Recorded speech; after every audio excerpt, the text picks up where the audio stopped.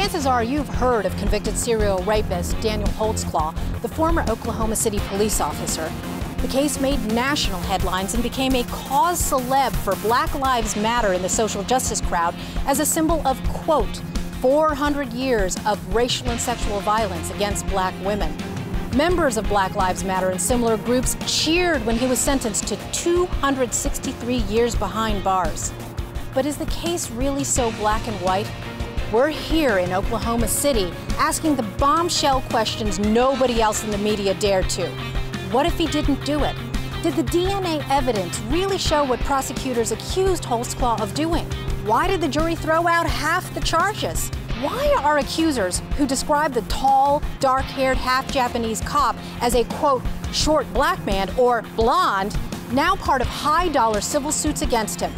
Forget everything you thought you knew about this case, because it might not be true at all. Next on Michelle Malkin Investigates.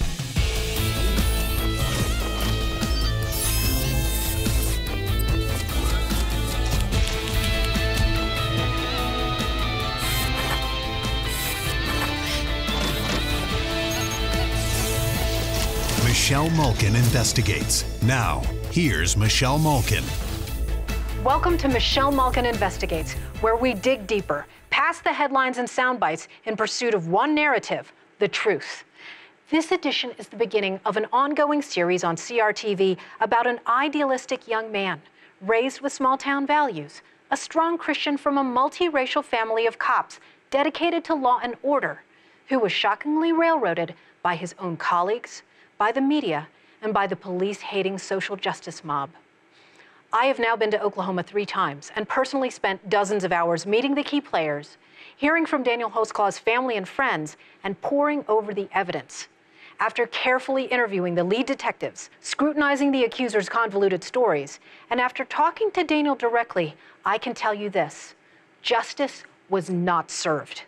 Like the biblical Daniel, Officer Daniel Holtzclaw was thrown into a lion's den, his reputation mauled, his freedom stripped. This, despite the prosecution's failure to produce a single witness or piece of direct forensic evidence tying Daniel to 17 alleged crime scenes involving 13 accusers and 36 crimes. Is he innocent? I want you to make your own fully informed conclusions, and so does Daniel. I want the world to take notice of my case. I want the world to read in detail about my case, and I believe the judicial system failed me, and so I believe when the facts are finally presented, people can actually sit back and read and go into detail about my case. They understand what truly of misjustice has occurred. You'll hear much more from Daniel later in our special in-depth interview. I'll also introduce you to Brian Bates, an unlikely ally and citizen watchdog on Daniel's defense team, who has worked tirelessly to debunk the tales of the accusers who helped put Daniel behind bars. They lied on the stand, they lied to the jury, they're involved in civil lawsuits where they may collect millions. This is an injustice, and the public doesn't want to be bothered with it. But this story isn't just about Daniel. It's a chilling warning for the rest of America, as you'll hear from Daniel's sister, Jenny. I want everyone to be aware that this can happen to their loved ones. It can happen to their son. It can happen to their daughter. I mean, you never know what someone's going to be falsely accused of. As Daniel's family marks the 1-year anniversary of his conviction, December 10, which is also his 30th birthday, his public defender is preparing a high-stakes appeal. In late September, Daniel filed for an extension, which included bombshell information. Limited DNA tests on Daniel's uniform found an accuser's skin cells. But what you probably didn't know is it also found DNA from an unknown male. An unknown male? That certainly doesn't fit his supposed victim profile. It's a pretty significant fact that was lost on police, Daniel's original defense team, and prosecutors. Not only that, but prosecutors claimed that the accuser's DNA came from vaginal fluid. But that contradicts their own DNA expert. And for all we know, it could have transferred from a simple handshake. We'll dive into all those details and more that the rest of the media has whitewashed. But first, let's get to know more about the real Daniel Holtzclaw from the people who know him best.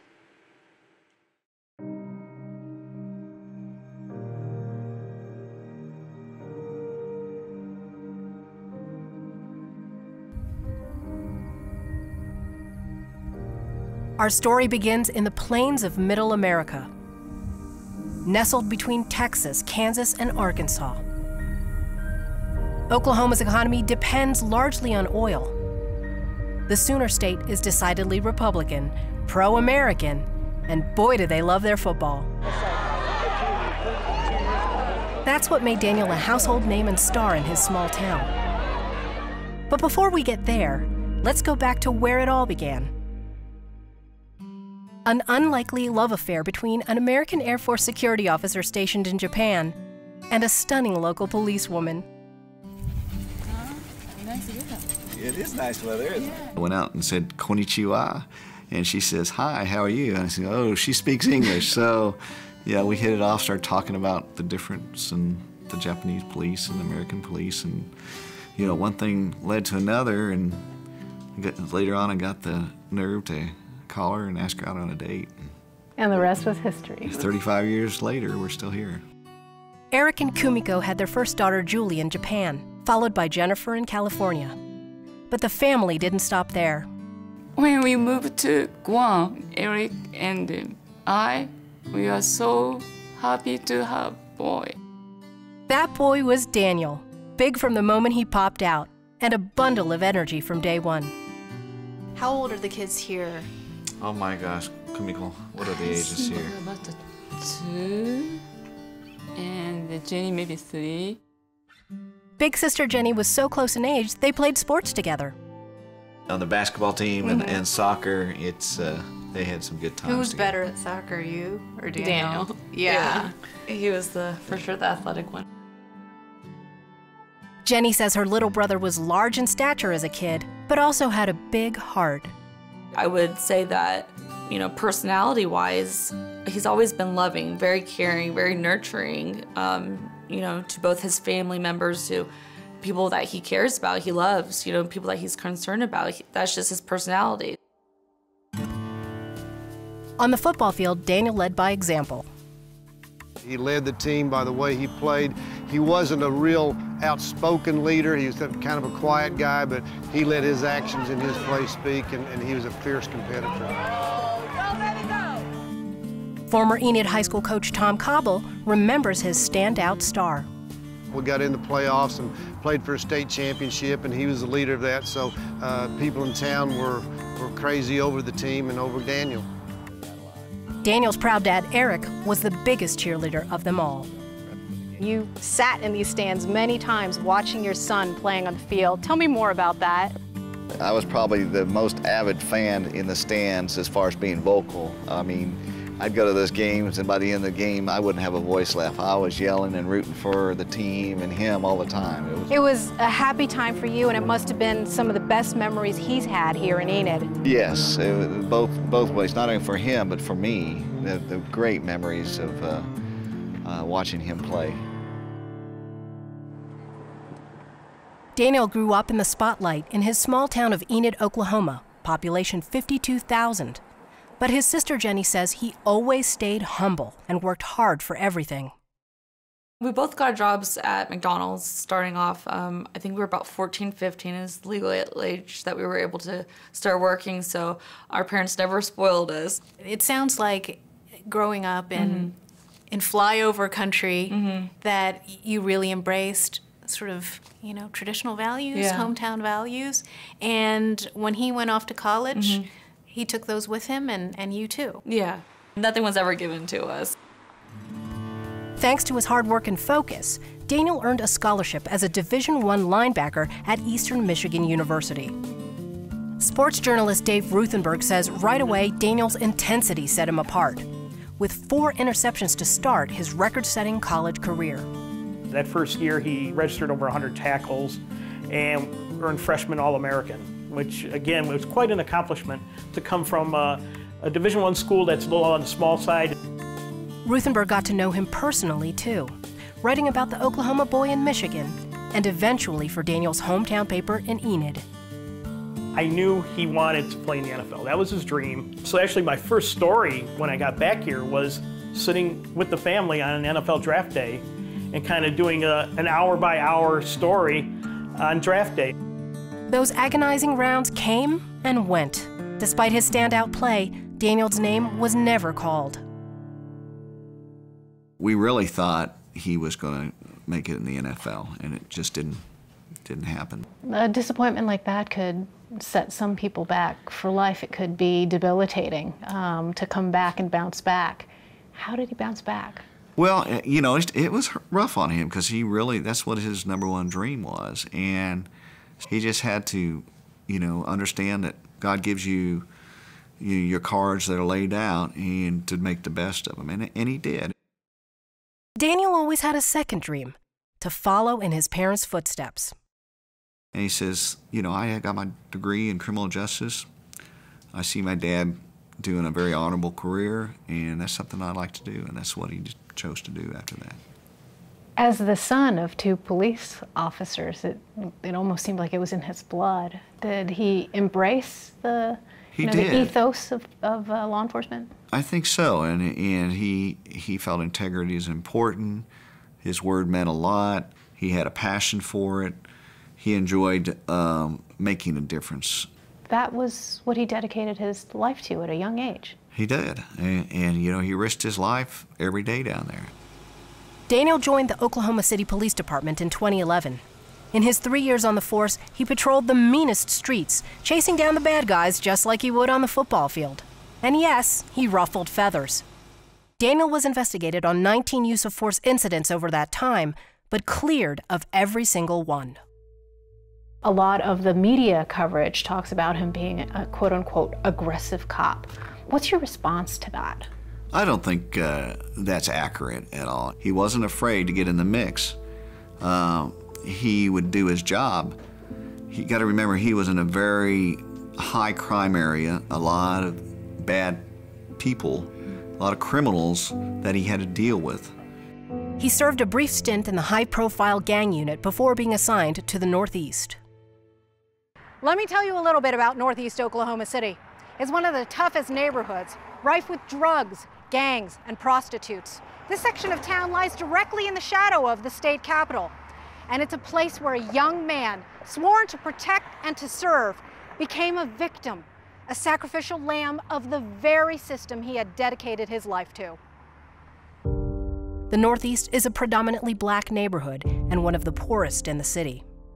Race relations in Oklahoma City is tense. Oklahoma native and accusers advocate Grace Franklin echoes the Black Lives Matter movement's blanket criticism of law enforcement officers and paints a bleak picture of cops on the beat. The police do not see us as individuals.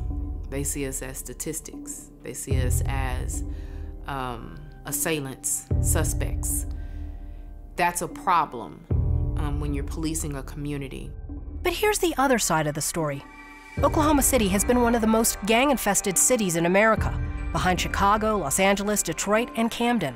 Violent Northeast street thugs and cartels on Daniel's beat flooded the neighborhood with drugs. Prostitution and human trafficking have also plagued the streets. But Daniel was ready for it.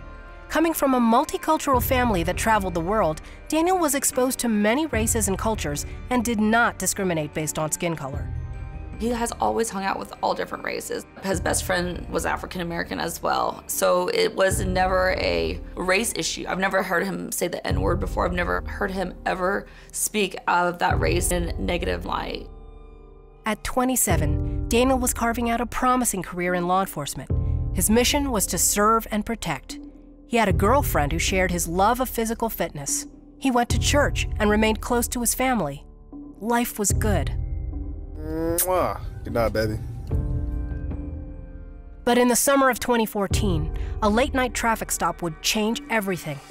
And Daniel had no idea what was about to hit him. That's all coming up on MMI. The United States of America is great not because of government, not because of social engineering, not because of politicians and bureaucrats and redistribution of wealth, because of you. You want to talk about blood on hands and violence, pal? Then let's talk about it. But right now, you're making an ass out of yourself. Of course Russia's behind it. They hacked into the Pentagon, they've hacked into the State Department, they've hacked into the Office of Personnel Management, they're hacking throughout our government. Tip! His father said, "I think my son's a terrorist." That's a pretty damn good tip.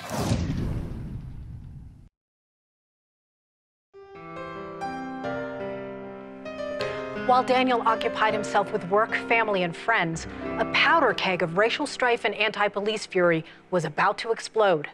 Summer 2014 was the season of Ferguson, Missouri, where 18-year-old alleged thief Michael Brown was shot and killed by police officer Darren Wilson. The Black Lives Matter movement seized on the incident, and Hands Up, Don't Shoot was born. Despite being debunked by the Justice Department, the myth still won't die.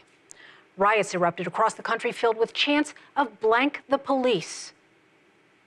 In this poisoned climate of social justice and scapegoating, fingers were about to point at an unsuspecting Daniel Holtzclaw, putting political pressure on the police chief and prosecutors to calm a racially charged mob. Oklahoma City's skyline and population have grown dramatically over the past 20 years, and with it, the crime rate. Yet law enforcement numbers have barely budged. Instead, officers work 12-hour shifts and more solo patrols. On June 18, 2014, Daniel was just finishing up one of those solo patrols, leaving the Spring Lake station at 2 a.m. He turned off his patrol car's computer and GPS, which was a policy violation. But for Daniel, it had become a daily bad habit for which he had never once been admonished or disciplined. Across town, a 57-year-old woman was also driving home in a red car with dark-tinted windows, even though her driver's license had been suspended 3 decades prior. She says between midnight and 2 a.m., she played games with friends, took a nap, and was driving home so her fiancé could get to work. Daniel pulled Janie Liggins over here after she swerved, just west of a busy intersection. Patrol cars in Oklahoma City don't have dash cams, and officers don't have body cams. But one nearby building had 32 and 24-hour security overlooking where the supposed sexual assault happened. Here's surveillance video from one of those cameras. Unfortunately, it's too dark and far away to confirm anything other than what we already know. He pulled her over, and several cars drove by. In the 15-minute stop, Daniel says he found a bottle of hydrocodone in her purse, but let her go home without calling it in. Liggins made a U-turn, the opposite direction from where she was initially heading. So what exactly happened between Officer Holtzclaw and Janie Liggins? Liggins' story would become a national narrative, a symbol of racism and police abuse. I was out there alone and helpless, didn't know what to do. And in my mind, all I could think that he was going to shoot me. He was going to kill me. Her story would kick off a police investigation turned fishing expedition that dredged up more than a dozen accusers. After I talked to Janie, I was like, something happened to Janie.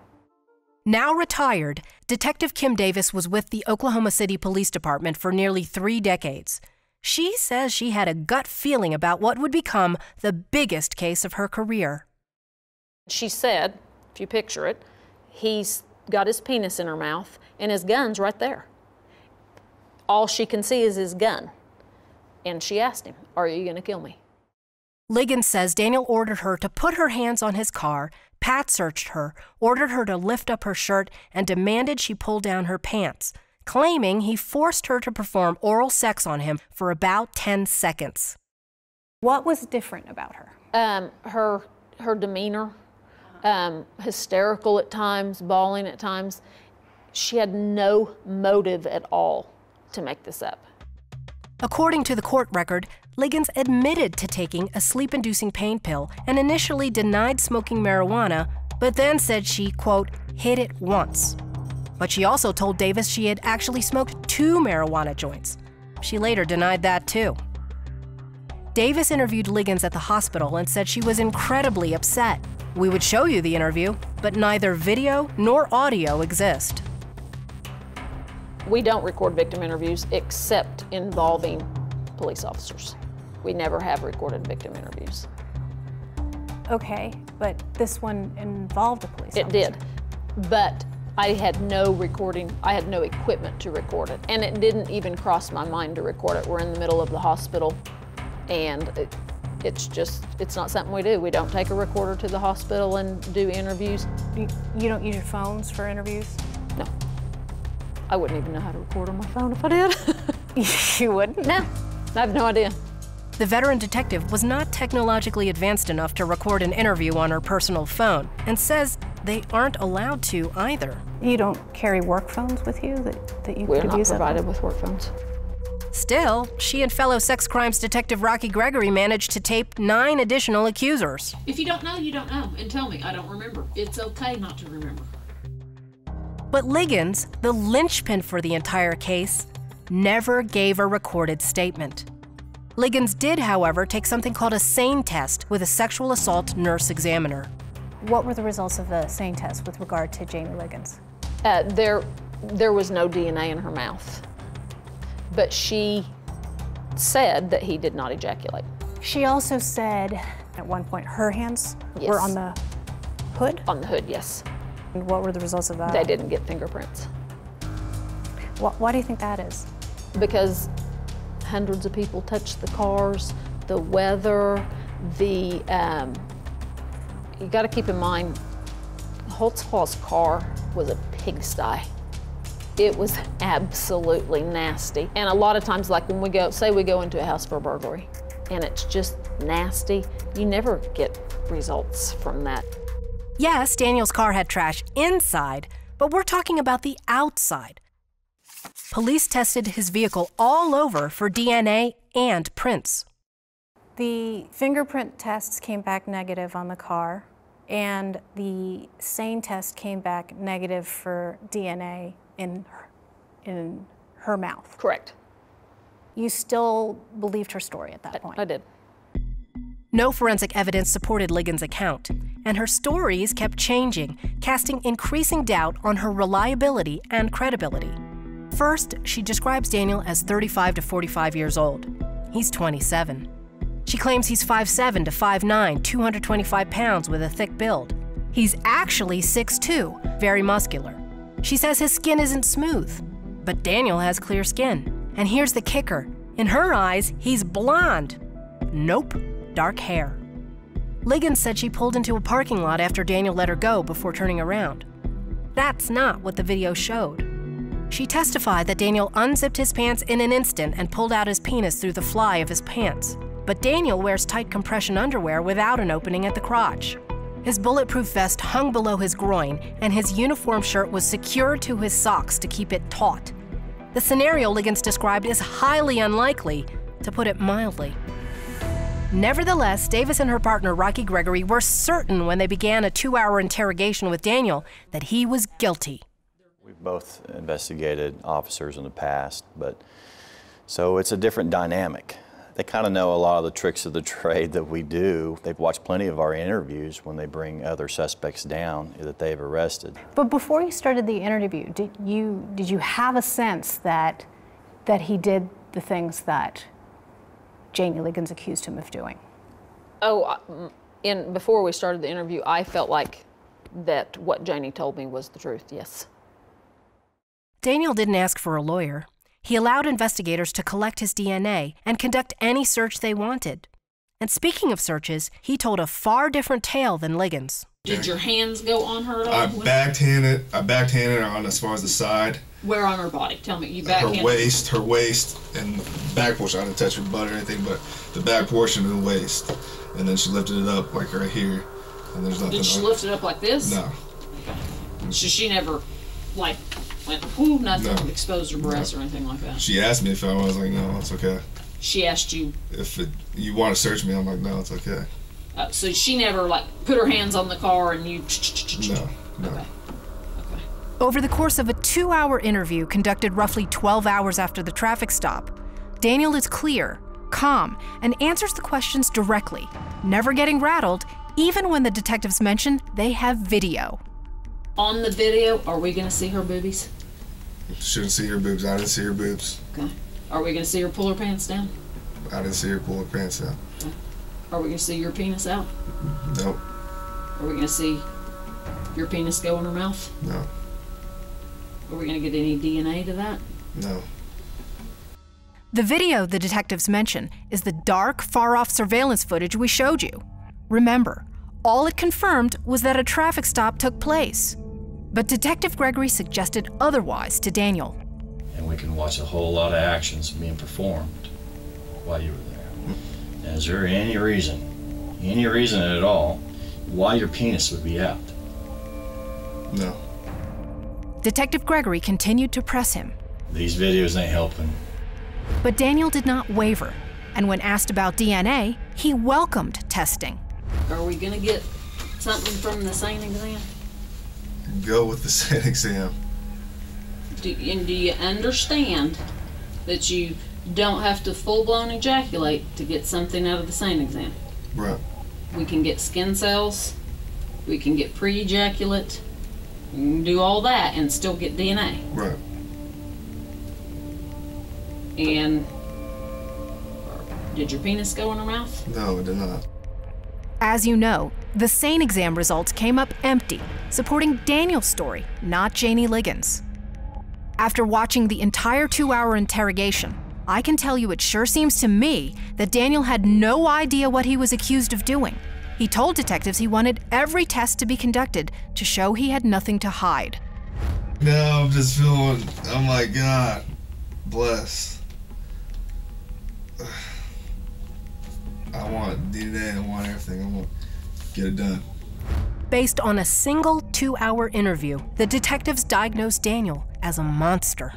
What are some of the adjectives that you'd use to describe Daniel Holtzclaw? Narcissist. Psychopath. Evil.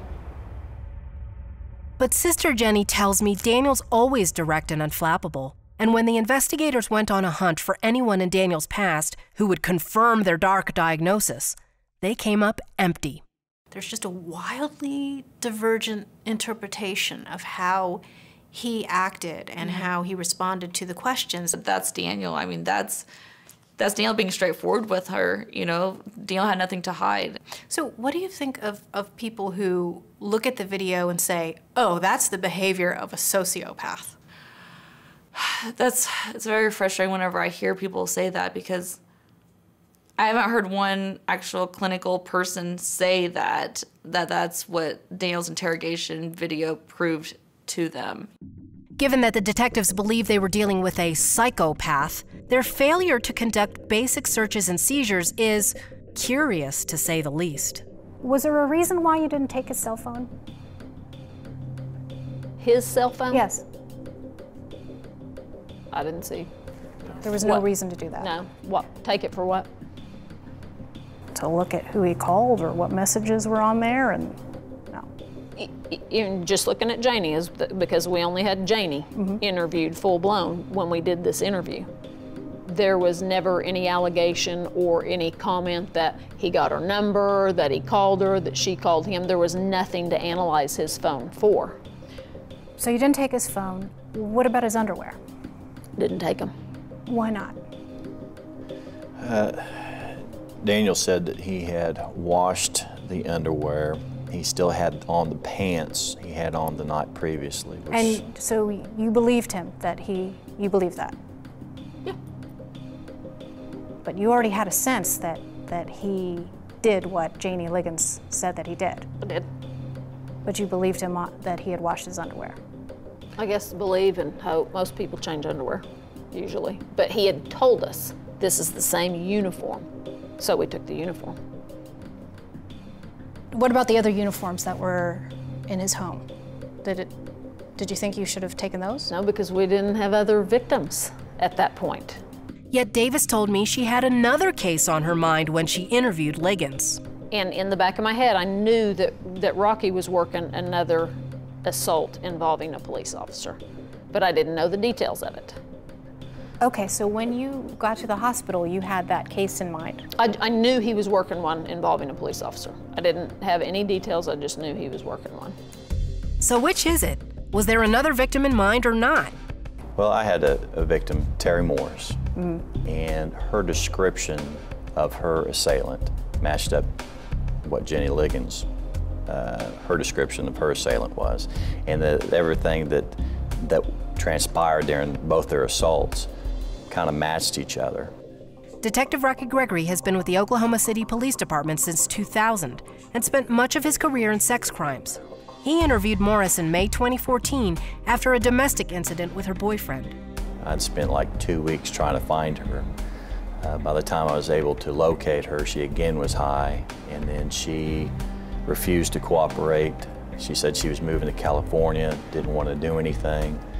I sensed that there was something that did happen, but she wouldn't look at a photo lineup. She actually told me a wrong location to kind of throw me off a little bit. But why would she do that? Well, she explained later on when she got sober, the reason why is because she knew was going to dig into it, and she didn't want the boyfriend to know that she fell off the wagon, and the location where her assault occurred was actually at where she usually buys dope from. Actually, the location was just a few blocks from her mother's home in a neighborhood Morris frequently visited. So she lied to cover something up that she didn't want her boyfriend to know. That's right. So she changed her story. She did change her story. More than once. In this interrogation, Morris seemed disoriented and unwilling to talk. I can't have this guy running around Oklahoma City. But if somebody else can do it, I don't want to. I just want to leave it alone. Morris, a convicted felon with a history of drugs and prostitution, claimed Daniel stopped his patrol car and forced her to perform oral sex on him. But the GPS in his car disproved her initial statement. It showed a stop by apartments in the Northeast, not downtown. She could not positively ID Daniel in a photo lineup and said her attacker was dark-skinned and driving an older model patrol car, when in fact Daniel's car was a new one. Yet still, police believed her. So the story evolved because she feared her boyfriend. The story did not evolve because she was trying to match the narrative that you had in mind. Right. The only reason she gave a different location, again, was because she had the domestic with her boyfriend and other officers were there. He was going to know that she was on crack again. She was trying to cover up her drug use. That's exactly it. That explanation makes little sense, because Morris's ex-boyfriend initially called police to report she was intoxicated and destroying his vehicle. Nevertheless, the detectives believed a drug abuser over one of their own and started building their case, creating a victim profile. From thousands of Daniel's interactions with Oklahoma City residents, detectives cherry-picked black females with a history of drugs or prostitution. It's no surprise that the publicity led to a circus parade of women and even a man coming forward with outlandish claims against him. From what I understand, there were an additional 7 whose allegations didn't hold any water with you all. There was a couple during, and then some came like during the trial and after the trial. After it hit the media, we really had to be kind of protective as far as just absolutely even just believing anything. We had to really kind of dissect, because now it was out there. Some people thought of money or just wanted attention or however. I interviewed one male. One male who said that Daniel Holtzclaw. And what was the outcome of that? He admitted he lied. Yeah. So there are plenty of reasons to lie, including Get out of trouble. Yeah, and money, as you said, was a big factor for people. I mean, they wanted to cash in. After they saw it on the TV, they were like, ooh, I can get in on this. And this kind of case and these kind of allegations are sort of a magnet for people who are looking to cash in. Right. Yes. Detective Davis insisted that accusers like Janie Liggins and Terry Morris had no motive to make false charges against Daniel. Yet she admitted such lies are routine and says OCPD gets a complaint monthly against an officer that usually amounts to nothing because accusers just want to retaliate against cops. And quite simply, as Detective Davis herself admitted to me, oh, people lie. People lie. People bend the truth to fit a narrative. People exploit a crisis for attention, money, revenge, or social justice. Perhaps most troubling is how the detectives cajoled accusers into signing on as victims, even after refusing to say that Daniel did anything wrong. As we'll show you in our next edition, others also changed their story. But a police investigation took an even greater turn for the worse when detectives got their DNA moment. Is it what prosecutors and the media have portrayed? For the whole truth, be sure to watch the next edition of Michelle Malkin Investigates.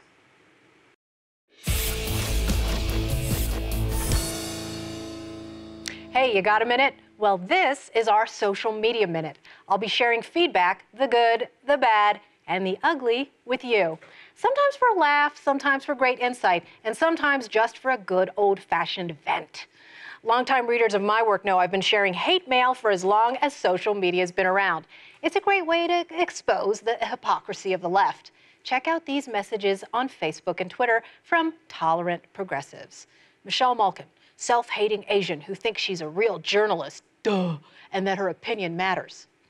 I also got this sweet note. Michelle Malkin, self-hating Asian who thinks she's white.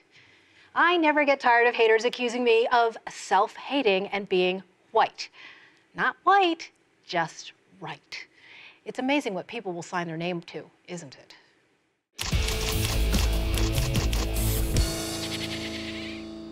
We're going to switch gears for a minute. Welcome to Crap Weasel Watch. This segment is dedicated to calling out the political cheaters, government thieves, con artists, corruptocrats, celebrity frauds, and all-around idiots making America worse.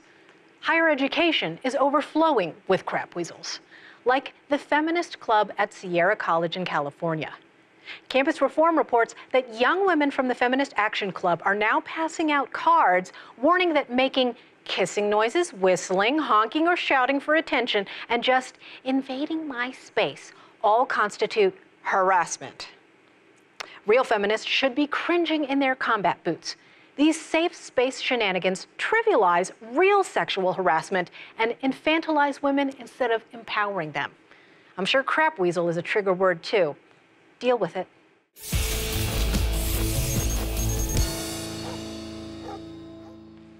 In each edition of MMI, we'll also be highlighting a truly outstanding citizen or group defending our rights, righting wrongs, and busting false narratives.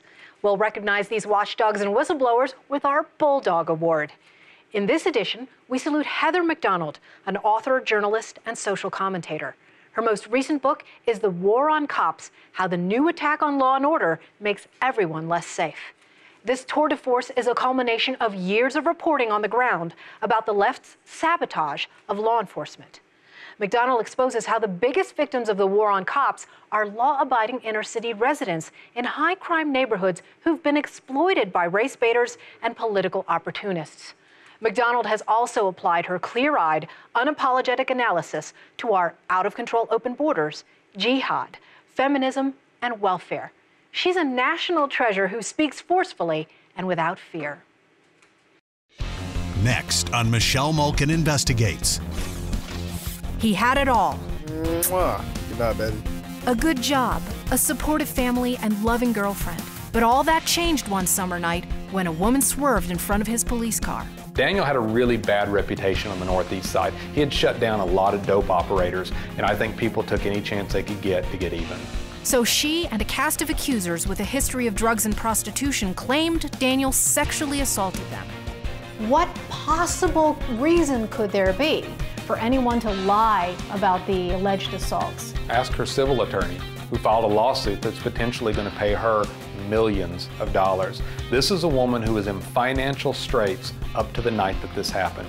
And the so-called smoking gun? The DNA found on Daniel's uniform might not be so nefarious.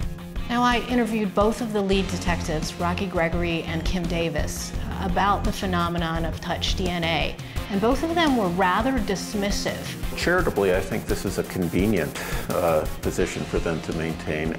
We investigate and poke holes in the prosecution, asking the questions nobody else will, getting real answers in the pursuit of justice. So she changed her story. She did change her story. More than once. Because when we're through, you might be asking the same question. What if he didn't do it? People need to understand these prosecutors created a narrative within the first 24 hours, and they only sought out, quote unquote, evidence that supported that theory. They are not seekers of truth. They prosecute. That's all that they do. The system did not work. Next on Michelle Malkin Investigates, Daniel in the Den, the truth about the Holtzclaw case, Part 2. If you've got a story to share, email me at michelle@michellemalkininvestigates.com. On this show, we dig deeper, shatter false perceptions, and get answers in the pursuit of justice.